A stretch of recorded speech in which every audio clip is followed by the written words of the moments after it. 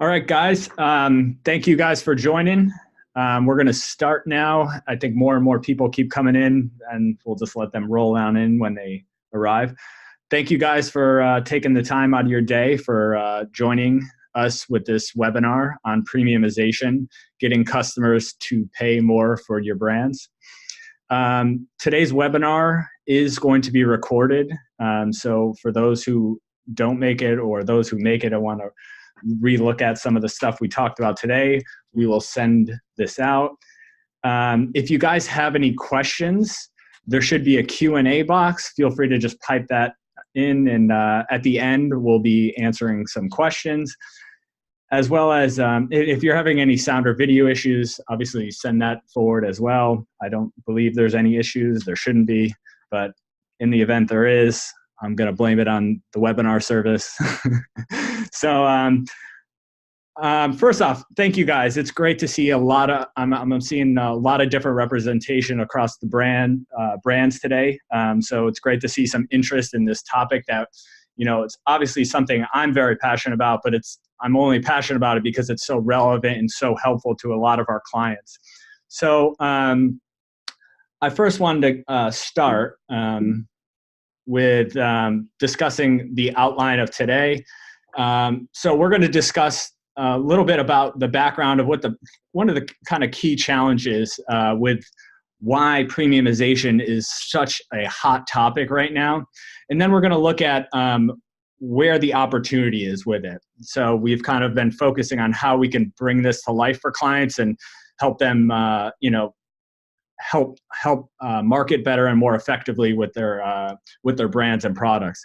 And we'll give an example, and then we'll obviously have some time for questions. So at any point, just when you have the question, you can just feel free to just pop it in that box, and we'll save those towards the end. Anything we can't get to, I'll follow up via email, and we'll direct that later on. So everything's focused today on premiumization and how we can get customers to pay more for our brands and products. First, I wanted to give you a little background about myself. My name is Jason Marticello, and obviously I'm working on behalf of Beezy, but one of the things I always mention to people when I tell them is not my 30 years of experience, but rather that I lost 100 pounds and how I got into the field. And one of my story is pretty simple. I lost all this weight, and I got curious at how and why I did it. And I moved into health. I went down a health route. I got a master's in health and exercise physiology, and I worked in the field. And after working in the field for many years, I come to a massive realization that everything that had to do with my weight loss as well as changing other people had very little to do with health or any of the stuff I've learned in school, but is more about psychology, social influence, and all these subconscious factors that influence how we make our choices and how we can, repeatedly make them.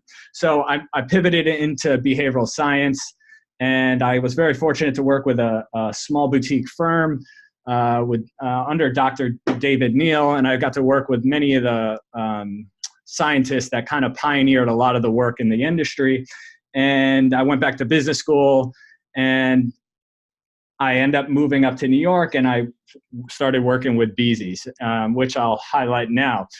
Beezy is a behavioral science agency, and we're strictly focused on taking behavioral science as a means to helping our clients improve their commercial outcomes.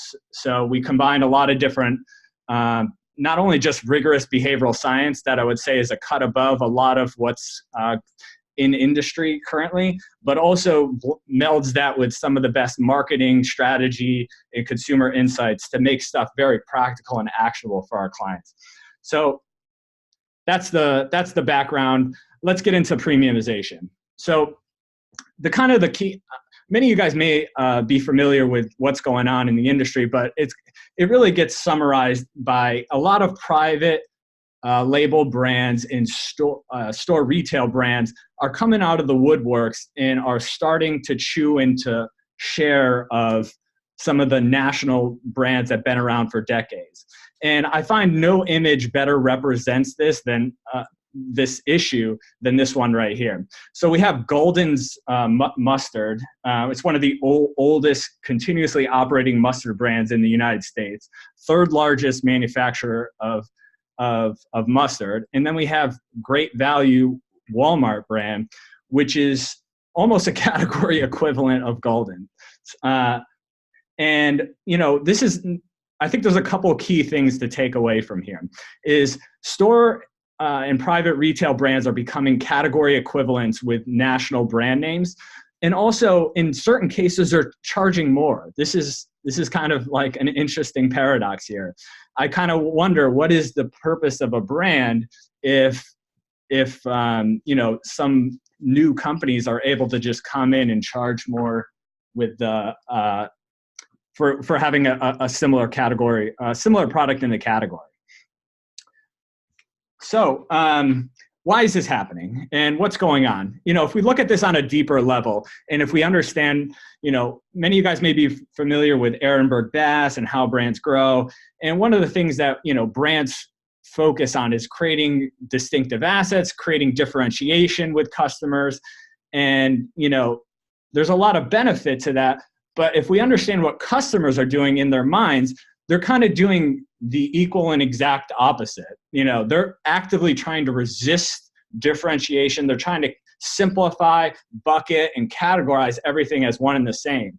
So as brands effortlessly work to kind of, you know, say my product's different than the next on the shelf, customers are doing the complete opposite, which makes that a very challenging obstacle for a lot of brands. So, you know, we need to look at more about not just being different and, you know, just using distinctive assets to just separate ourselves, but we need to show that we're valued to be able to be chosen amongst other brands that are coming in from the private labels in store retailers. Okay, so if we have to look at this, you know, at a category level, if we step back, okay, we can look at, you know, so what we have here is kind of a graph, and on the y-axis we have category consumption, and on the x we have time.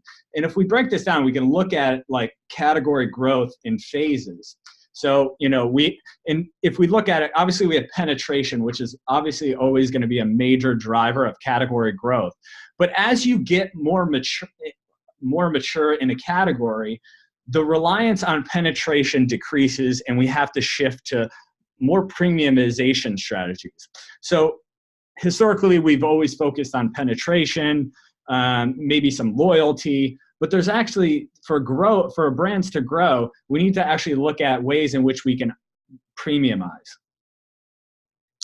So I think this is a fantastic graph, okay, or a chart, whatever we want to call it here. But you know, if we look at a lot of how brands grow, it's been focused on penetration. And historically, you know, to compete, they would just cut costs. Okay, so a combination of cutting costs and having massive reach, they're able to kind of, you know, win the category. However, now we have a lot of these store retail brands, you know, Target's Market Pantry, Amazon Basics, Whole Foods 365, Walmart's Great Value, amongst, you know, plethora of others. And they're putting upward pressure on a lot of the national brands. And for them to win, they need to focus on premiumization. They need to create a more premium offering, and that's what we're going to get to next. So what is premiumization? Premiumization it's pretty simple. It's just getting customers to pay more for your brands and products. I think there's a couple of key things of interest here. You know, it really hinges on the perception. That's one of the key things. You know, value is all relative to what a customer perceives at that point and moment in time. So that creates a lot of opportunity knowing that. And that's where we're going to pivot to next.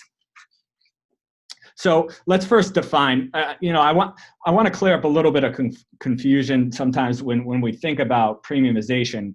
Premiumization is not just Gucci or Prada. I know that's kind of like what people think when we hear the word premium, but it's not luxury. It's literally increasing the average category selling price or brand selling price as it relates to our clients. So, if we're looking at, say, in the toilet paper category, if it's 84 cents a roll, we're looking at increasing that to 89 cents. Okay. So it's not luxury, but it's simply just small incremental price increases. So how do we get those? Okay. Once we understand there's, premiumization's a way to grow, we got to look at how can we obtain this. Okay. So this is kind of Beezy's approach to premiumization. And let me just break this down for you.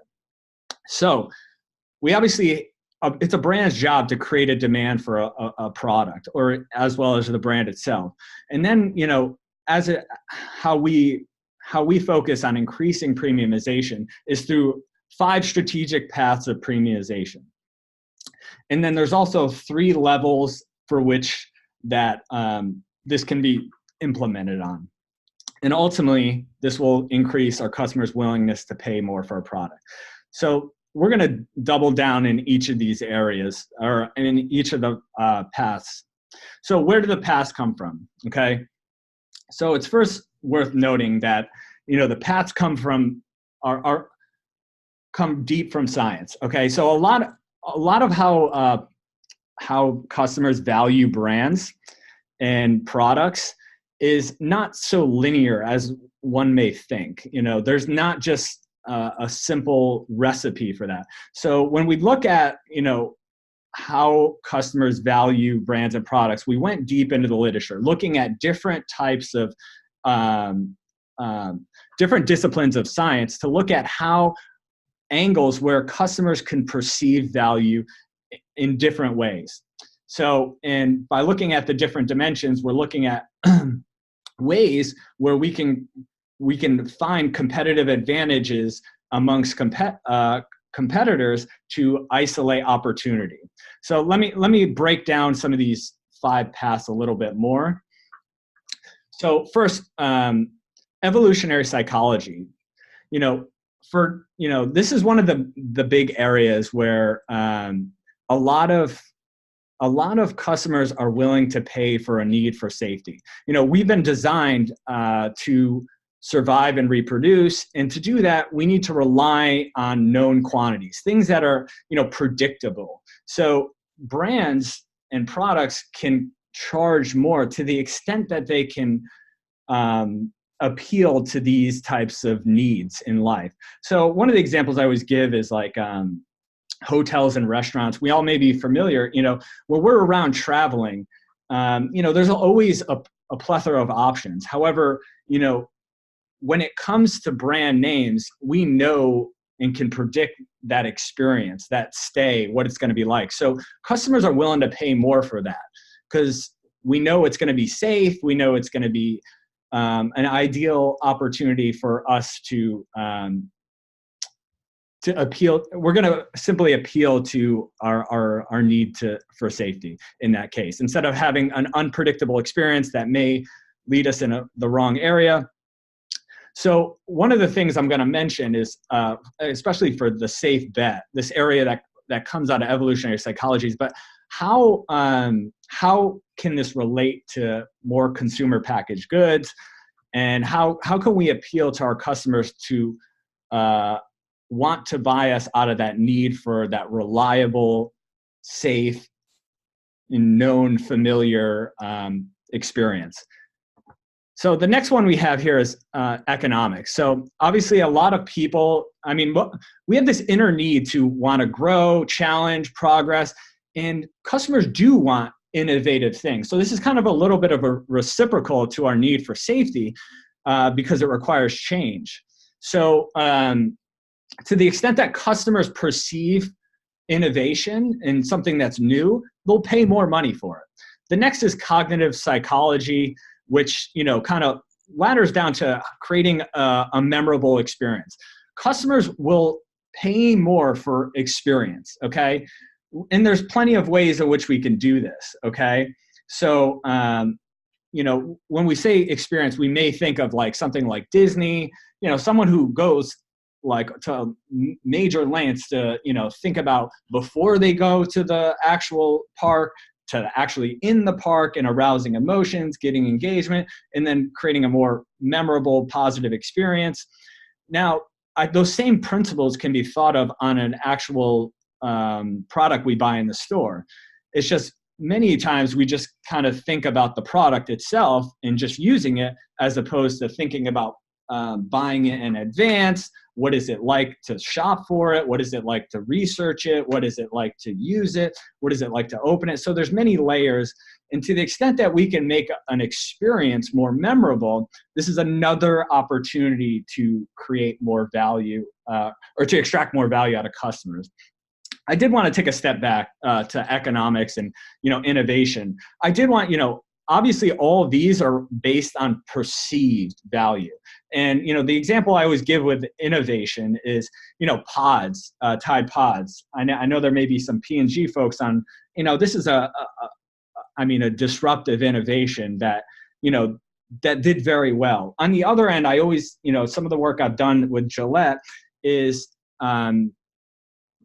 we measured innovation from the customer's perspective. And we realized that, although Gillette is it's the best a man can get, the customers didn't perceive a lot of innovation. So one of the takeaways is this is all from the angle of the customer's perception. So, for it to be innovative, the customer needs to think it.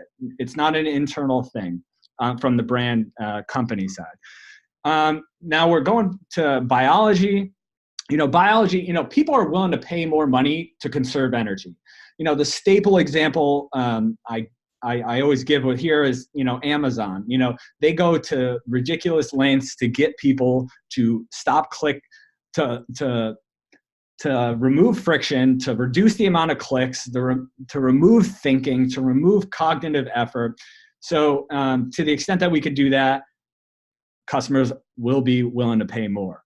So last one is social psychology, and this kind of combines, ladders down to what can we do to enhance social and self-image, and people will pay more to be connected with their friends or just deepen their identity. So, and we're going to give some more examples of these in a second, but those are the 5 paths.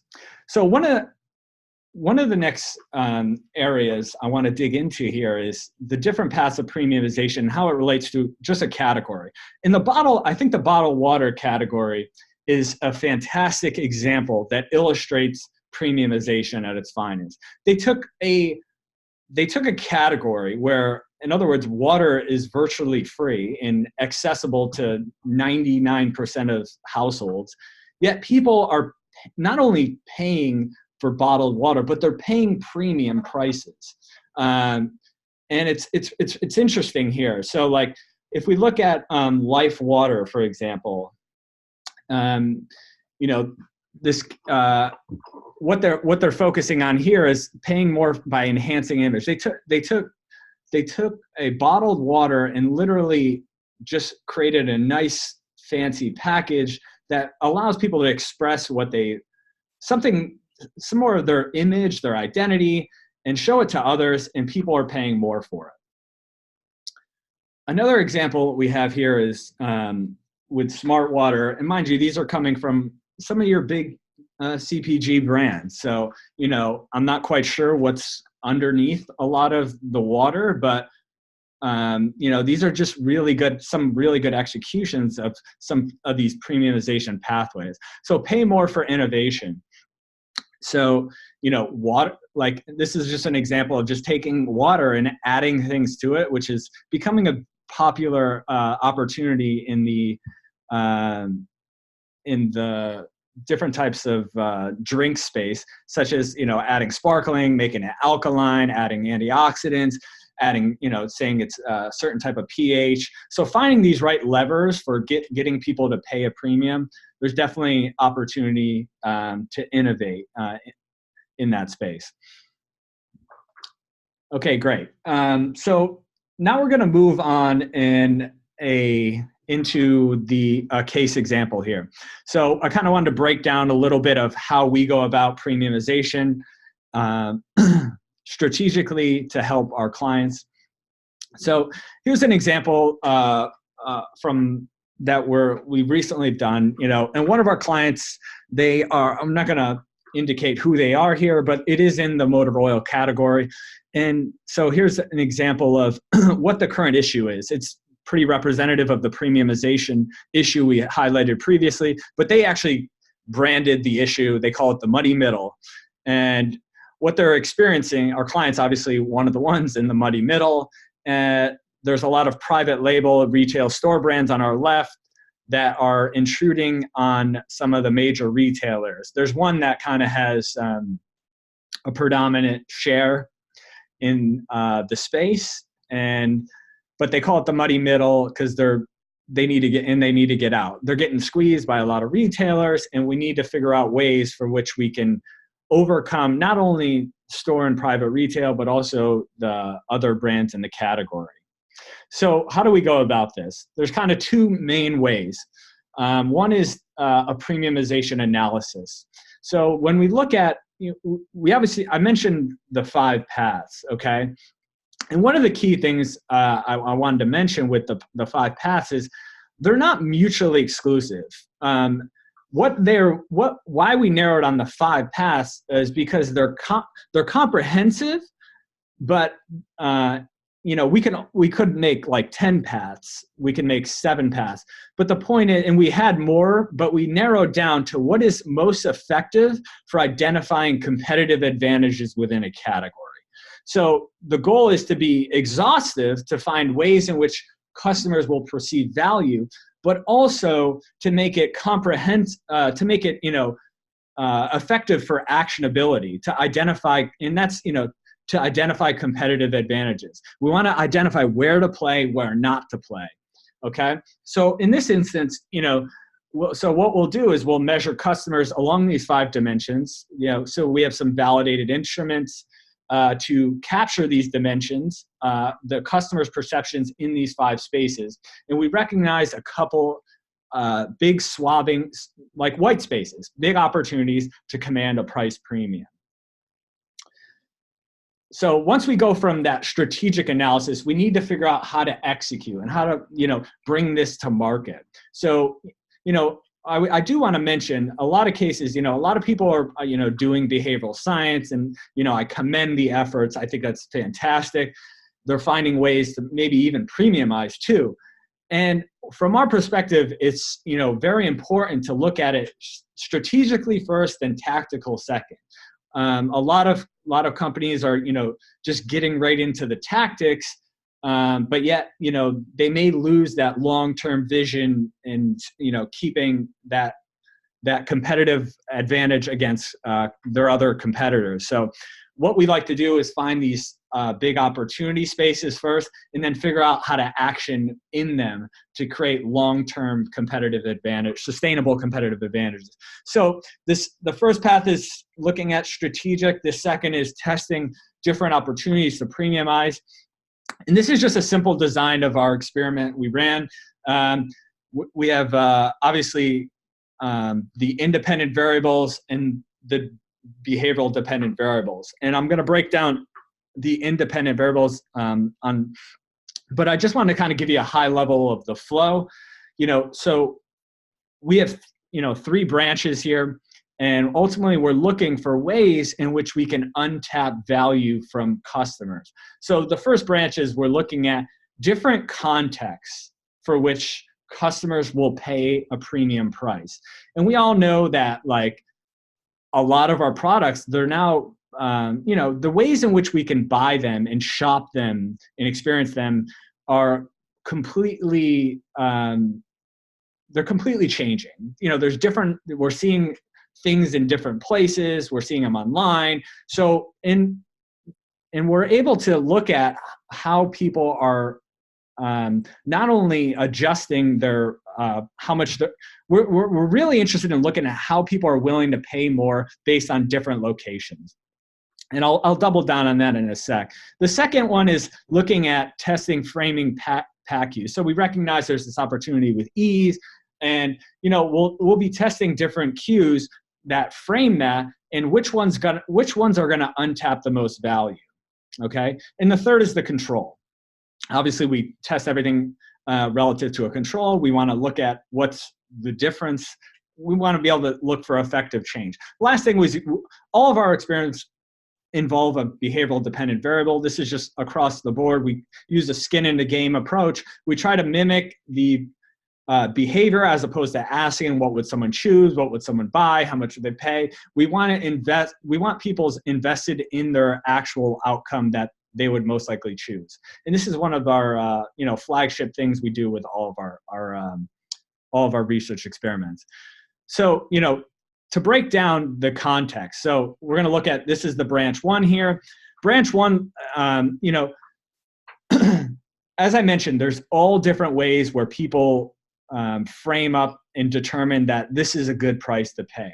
And when we test context, we're able to look at how different products in a block or either on a website can elicit different reference prices. And so for instance, if I go into the store, and I see motor oil in the motor oil category, obviously that's going to create a reference point, and then or a reference price relative to all the motor oils. They'll be in different prices. If it's in the front of the store, that may elicit a different reference price, and it may increase the amount a customer is willing to pay for that product. For a lot of subconscious reasons. It's in the front, it must be better. It's on the top shelf. So there's all these little placement things that really matter. Or, on Amazon. So or on any type of website, if what I'm buying in that store, if the variability of my purchase or my basket size is pretty wide, as opposed to just a grocery store that's maybe low, it may increase my willingness to pay for that actual brand or product. So if I'm buying expensive tires, this may seem very negligible, as opposed if I'm just in the grocery or in Walmart and I'm buying groceries at that point in time, that are all $1, $2, $3, $10, $5, whatever they are, that price may seem excessive. So understanding what creates reference prices, reference points in terms of pricing, we can impact someone's willingness to pay. Okay. The next, this next one is that second branch there. So, we recognize ease as a big opportunity for the client, and there's different ways in which the perception of easy can be communicated, can be illustrated, and there are many executions that we tested to identify what is going to be the most effective in terms of eliciting a premium price tag and also eliciting choice. So there's really little nuanced things that such as easy versus easy, like just using the letters versus the word, using visuals, showing where it is on the visual. And then also you can communicate the benefit of that. So sometimes, at the end of the day, we're looking at what is that precise framing of that cue that's going to elicit that higher willingness to pay. And that's what we're going to want to isolate. So what we have is, stepping back here. So this is an example of, this is the way we approach premiumization, looking at it holistically. We first start with the brand, and we run through that premiumization analysis, looking at these 5 paths of premiumization. Okay.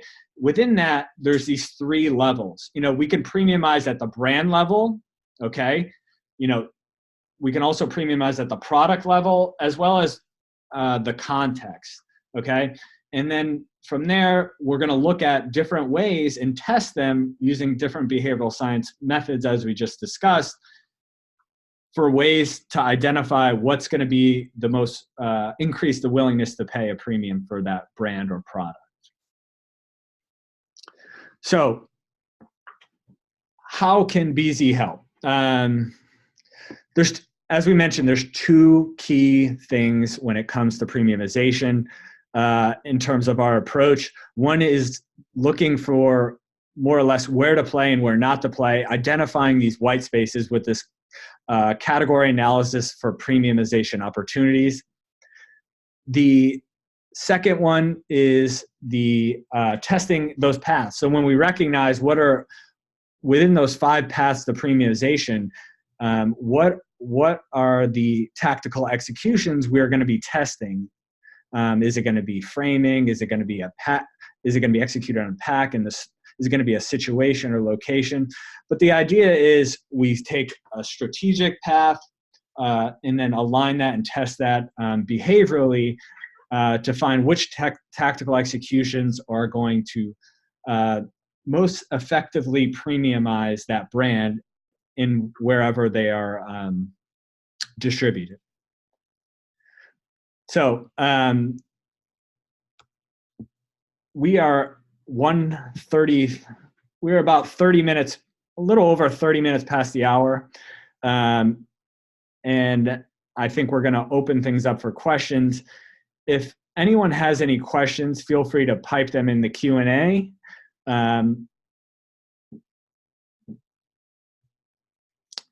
As of right now, we have no questions. So I'm going to let people decide to stay. And feel free, I want to actually just thank you guys, those who participated in the webinar. If anyone has questions, here's my email, here's my phone. Feel free to check out our website. Happy to send any further information. Any other questions, don't hesitate to ask. I wanted to thank you guys.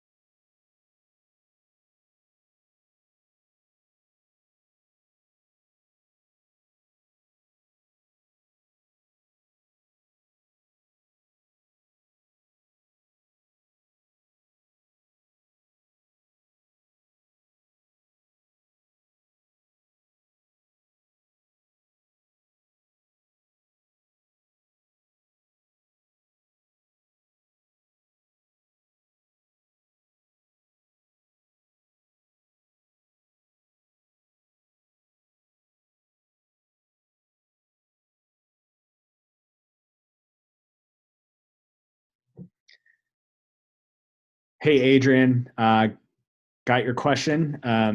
Excellent. I'll recite the question in case anyone else has a similar. Does your work include recommending cues that might resonate with different types of consumers, e.g. some form of segmentation analysis? So a lot of our work will include recommending cues. Usually that, in between a phase, identifying the strategic paths and the tactical execution is some type of a workshop that bridges some of those bridges the strategic opportunities and brings hypotheses and idea generation to the types of cues. And that usually involves a blend of behavioral science and, some of the internal knowledge and learnings of the company. So to answer your question is, yes, it does. It involves combining some behavioral science with insights from the client's side to come up with the most effective cues.